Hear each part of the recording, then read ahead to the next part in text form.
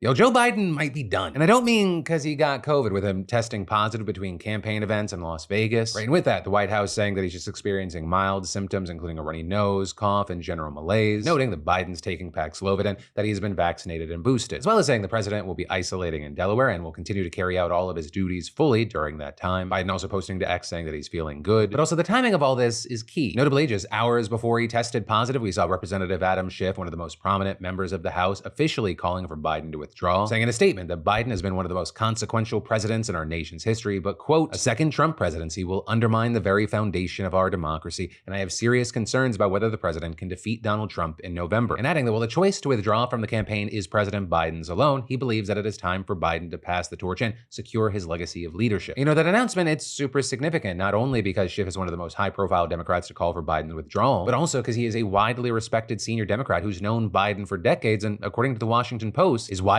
seen as one of the few Democrats who might be able to persuade him to drop out. But with that, I will say while Schiff is the biggest name to publicly call for Biden to drop out, we've also seen recent reports saying that top leaders in the party have been doing the same in private, with reports saying that Pelosi privately told Biden in a recent conversation that the president cannot defeat Donald Trump and that Biden could destroy Democrats' chances of winning the House in November if he continues seeking a second term. And that was according to 4 sources who were briefed on the call. But then also beyond that, we've seen reports that Pelosi's been working behind the scenes to get Biden off the ticket and encouraging other lawmakers to back that position. And if these media reports are to be believed, she isn't the only member of leadership pressuring Biden. Right, just yesterday we saw reports that the 2 top Democrats in Congress, Senate Majority Leader Chuck Schumer and House Minority Leader Hakeem Jeffries, both issued similar warnings to Biden, relaying that their members were seriously concerned about his chances of winning in November and that his decision to stay in the race threatens the party's ability to control either chamber of Congress. And ABC reporting that those conversations went even further and both leaders directly urged Biden to drop out. Though very notably here, while spokespeople for both Schumer and Jeffries said the reports are speculation, they also didn't outright deny them. But then also it doesn't end there, because literally as I was recording this, we saw the Post breaking the news that Obama, quote, has told allies in recent days that President Biden's path to victory has greatly diminished and he thinks the president needs to seriously consider the viability of his candidacy, according to multiple people briefed on his thinking. But again, depending on where you go, you're seeing different things. You have his spokespeople saying the same kind of general sentiment that we've been seeing, that Biden is staying in the race and has no plans to drop out. But then you have the New York Times reporting yesterday that Biden has become more receptive in the last several days to hearing arguments about why he should drop his re-election bid. And this morning, you had Axios claiming several top Democrats privately tell us the rising pressure of party congressional leaders and close friends will persuade President Biden to decide to drop out of the presidential race as soon as this weekend. With them adding there that top Biden aides are saying it's now when, not if, Biden's announcing he's not running. But again, this is numerous people from Biden's team have pushed back on that reporting, telling Axios he is staying in the race. But for now, we'll have to wait to see what happens. And also, when he does this, what is that going to look like?